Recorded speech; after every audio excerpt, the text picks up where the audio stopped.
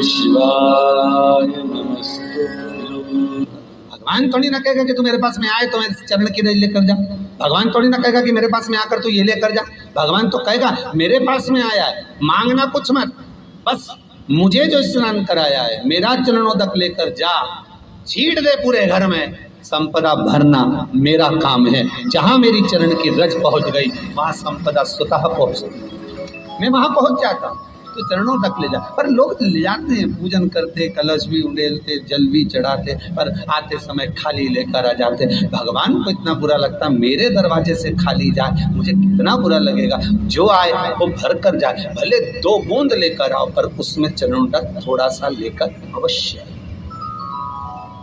हमारी माताएं बड़ी प्रेम से कहती हैं, आप लोगों के मन में भी ये बात जरूर होगा, जितने लोग टीवी पर कथा सुन रहे हो, फेसबुक यूट्यूब पर श्रवण कर रहे हो, आपने भी सुना होगा, घर की जो माताएं होती है, कभी भी घर का रसोई घर का बर्तन जिसमें सब्जी बनाई है, 50 लोग अगर जिमने आ रहे हैं और कह दिया आज का निमंत्रण है, 50 लोगों का पार्टी है, ये है वो है, सुहागिल है या ब्राह्मण भोज है, तो वो जो खीर का पात्र होगा, जो बर्तन होगा, जो सब्जी का पात्र होगा, माँ उसको खाली जल्दी नहीं करती है। भले उसमें सब्जी थोड़ी ना थोड़ी पड़ी रहने देगी, जब तक सब जिम कर नहीं चले जाएंगे तब तक उसमें पटक कर रखेगी। क्यों? क्योंकि उसमें उसकी बरकत है।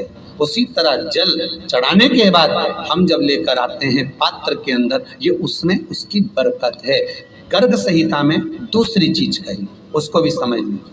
गर्ग संहिता में कहा गया, जब आप घर से जल लेकर जाते हो भरकर, तो ये सृष्टि की जितनी नदियां हैं, पृथ्वी पर जितनी नदियां विद्यमान हैं, जितने तालाब, जितने सरोवर, जितने कुंड, जितने विराजमान हैं, उन सारे तीर्थों का जल जब आप घर से लेकर निकलते हो तो वो तीर्थ का संपूर्ण जल आपके कलश में आ जाता है। और जब आप उस जल को शिव पर समर्पित कर देती हो और 2 बूंद चरणादक लेकर जब जाती हो, तो शिव महापुराण गर्ग संहिता पद्म पुराण कहती है वो जल साधारण नहीं रहता, वो गंगा जल बनकर तुम्हारे घर को पवित्र करने के लिए पहुंच जाता है। वो पवित्र गंगा जल बन,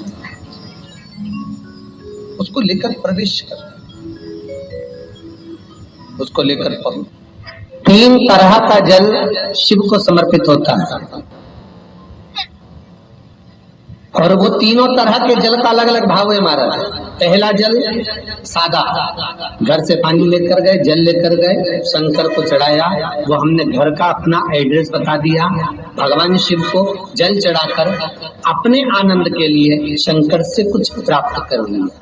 दूसरा जल, जल के कलश में थोड़ा सा इत्र डालकर शंकर को जब समर्पित करते हैं, तो महाराज घर में अगर कोई व्यक्ति बहुत रोगीला है, बहुत रोगीला, एक शिव महापुराण में, स्कंद पुराण में, नर्मदा पुराण में, भविष्य पुराण में, अग्नि पुराण में, नारद पुराण में, बरहा पुराण में, वामन पुराण में जितनी चीजें लिखी गई है, एक एक प्रैक्टिकल कर देखो।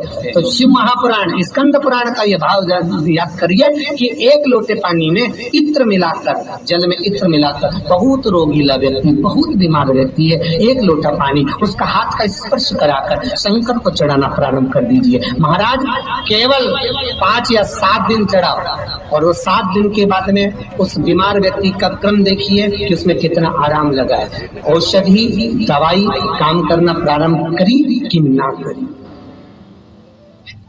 केवल इत्र समर्पित, इत्र का जल। तो पहला जल सादा, दूसरा जल है इत्र का, और महाराज तीसरा जल जो शिव महापुराण के अंतर्गत कहा गया है, बेल पत्र का जल।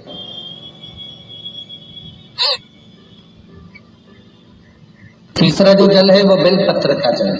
बेलपत्र का जल कैसा? तो महाराज शिव महापुराण की कथा कहती है कि जल के पात्र में एक बेलपत्र अंदर डालकर उस जल के पात्र को ले जाकर शिव को समर्पित करना, अर्थात अपनी मन की कामना भगवान शंकर से कह देना, केवल बेलपत्र के माध्यम, बोलना नहीं हमको कुछ, हमें कुछ कहना नहीं है, तीन तरह का जल का जो व्याख्यान वर्णन किया गया, एक सादा जल जो भगवान को कहा, आपने अपना एड्रेस बता दिया, आपने अपने मन का भाव बता दिया। इत्र का जो जल चढ़ाया गया वो केवल रोग मुक्ति के लिए चढ़ाया गया। और तीसरा बेलपत्र, अगर उस जल में एक बेलपत्र भी पड़ी हुई है और वो बेलपत्र पड़ा हुआ जल आप जिस भाव से चढ़ा रहे हो, जिस कामना से चढ़ा रहे हो, शंकर वो कामना आपकी पूर्ण कर दे। उनके लिए ये कथा कर रही। पितरों की तीन बेटियां, तीनों से गलती हो गई। आप शिव मंदिर में जाएं, कोई गलती ना हो, जल चढ़ाएं, मना नहीं, छींटा ना लगे, धीरे धीरे चढ़ाएं। और एक बात अच्छे से ध्यान में रखिएगा, शिव मंदिर से जब भी वापिस आए, जल चढ़ाकर अपना फर्ज पूरा अदा कर। फर्ज से मतलब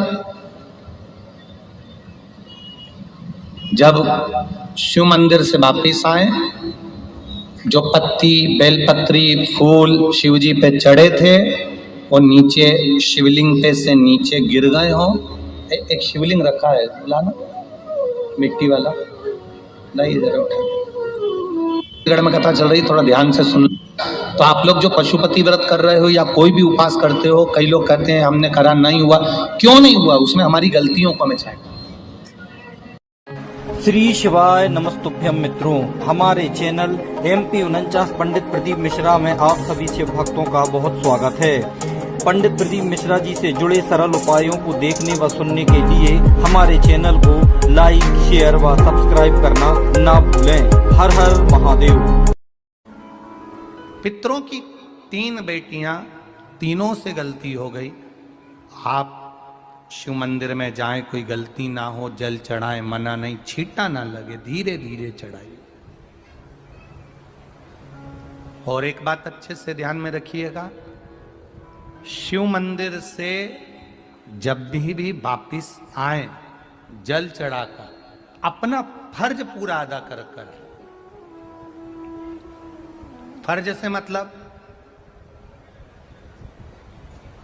जब शिव मंदिर से वापिस आए, जो पत्ती, बेलपत्री, फूल शिव जी पे चढ़े थे वो नीचे शिवलिंग पे से नीचे गिर गए हो। एक शिवलिंग रखा है, बुलाना मिट्टी वाला, लाइए जरा उठा के। अब छत्तीसगढ़ में कथा चल रही, थोड़ा ध्यान से सुन लोगे एकांतेश्वर शिवलिंग का पूरा वृत्तांत। तो आप लोग जो पशुपति व्रत कर रहे हो या कोई भी उपास करते हो, कई लोग कहते हैं हमने करा नहीं हुआ, क्यों नहीं हुआ? उसमें हमारी गलतियों को हमें चाहिए। ये देखिए,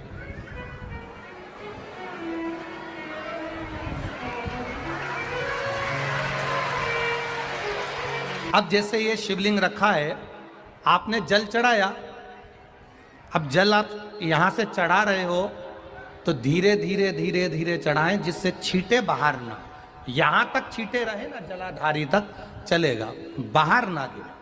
और एक बात का स्मरण रहे, यदि बेलपत्री, फूल, पत्ती जल चढ़ाने के बाद ये सब अगर नीचे गिर जाए, जलाधारी पर गिर गया या नीचे उतर गया, तुम्हारा पूरा जल चढ़ जाए, तुम्हारे पास में चंदन नहीं है, अबीर नहीं है, गुलाल नहीं है, कुछ भी नहीं हो, तो भी अपने हाथ की 3 उंगलियों से रेखा 3 खींचकर और फिर जो माला आदिक भगवान की रखी थी उसी से भगवान का वापिस पूरा श्रृंगार कर फिर वापिस आइए, भगवान को पूर्ण श्रृंगार।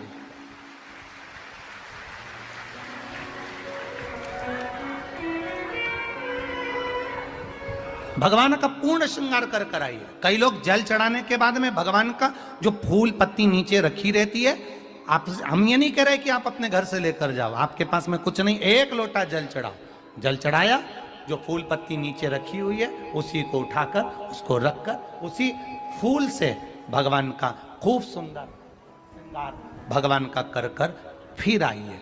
क्यों? शिव का जब हम श्रृंगार कर आते हैं, माता पार्वती जी ने देव अधिदेव महादेव का श्रृंगार किया है, आप लोगों के स्मरण में होगा।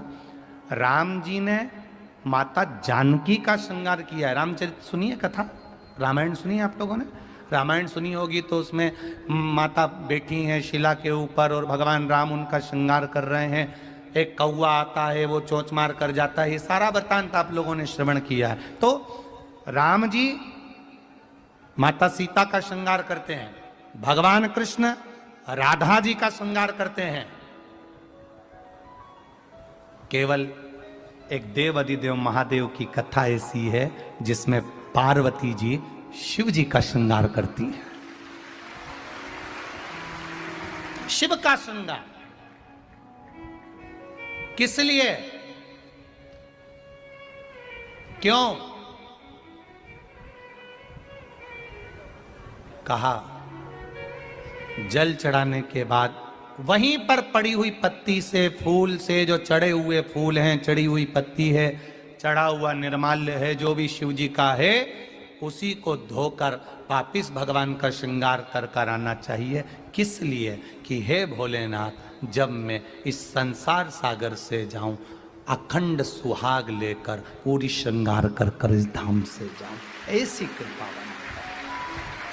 जो पढ़ाओ, जो पढ़ाओ, चंदन नहीं है, हाथ से चंदन का स्मरण होना चाहिए।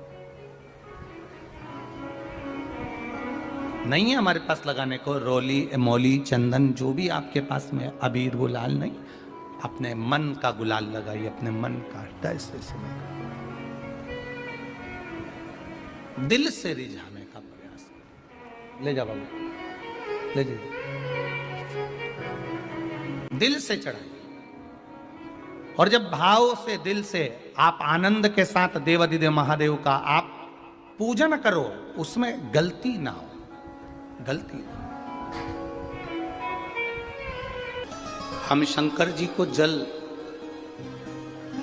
कहां बैठ के चढ़ाते हैं?